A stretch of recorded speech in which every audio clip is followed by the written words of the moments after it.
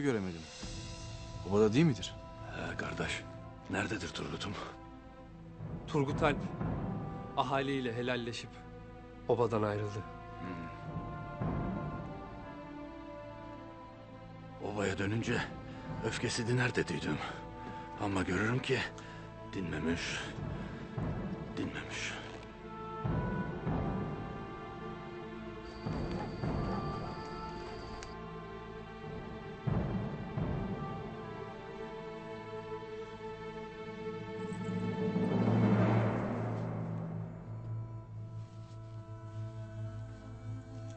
Oh.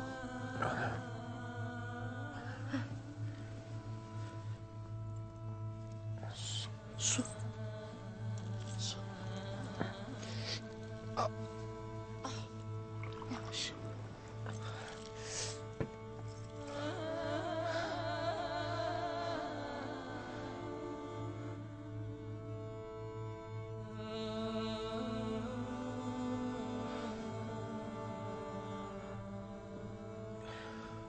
İyi misin oğlum?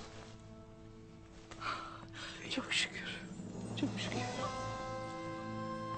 Selamünaleyküm. Aleykümselam.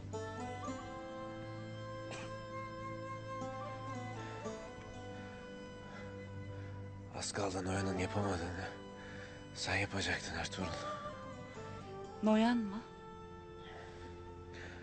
Ertuğrul Noyan'ı öldürdü. Çok şükür. Kardeşin Batu Tekin'in kanı yerde kalmadı.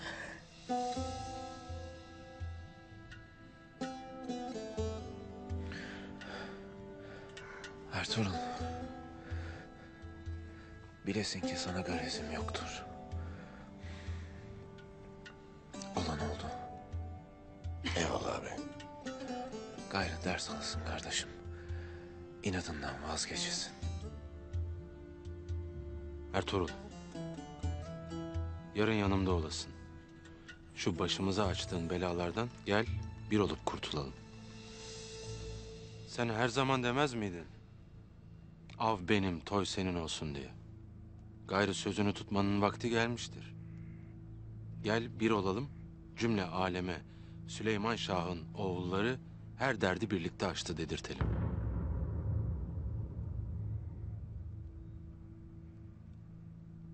Gayrı av da benim, toy da benim. Yarın beyliğe aday olacağımı bilesiniz istedim.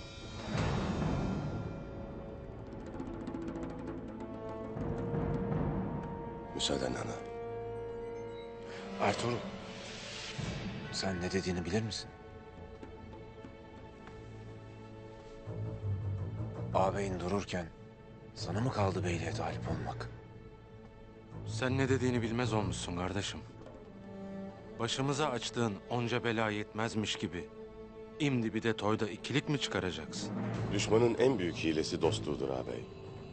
Köpeğin aramıza soktuğu nifakı göremeyecek kadar kör olmuşsunuz. Gayrı babamın otağını sana emanet edemem. Sen nasıl bir adamsın Ertuğrul? Hala köpek der durursun. Madem öyle, yarın toyda aday olasın.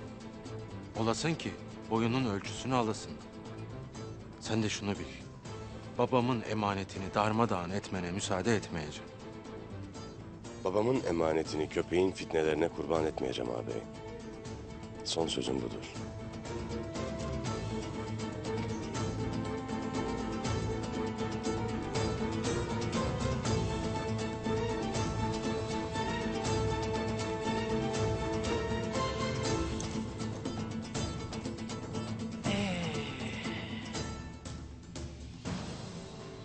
Oku yaydan saldınız.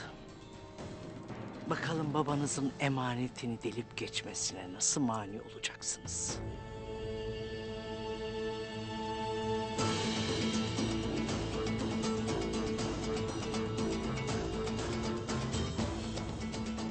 Ertuğrul sana mani olmak için her şey yapacaktır ağabey.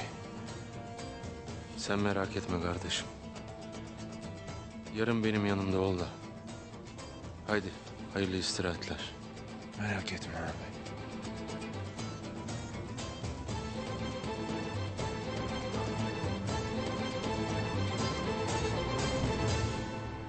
Hey Turgut kardeş hey. Banu çiçeği istediğimizde benimle eğlenip bu pusatı verdiydi. Düğününde sana daha büyüğünü yapacağım dediydi. Nemi Turgut kardeş, Banu çiçekle düğünümüzü göremeyecek ha. İnşallah kardeş. Başımızdaki bu musibetleri atlattığımızda Banu Çiçek bacımla düğününü de yapar o. Hem belki Turgut kardeş de gelir düğüne. Kem düşünmeyesin kardeş. Kem düşünmeyesin. İnşallah kardeş, İnşallah. Hele şu çetin günler bir geçsin de.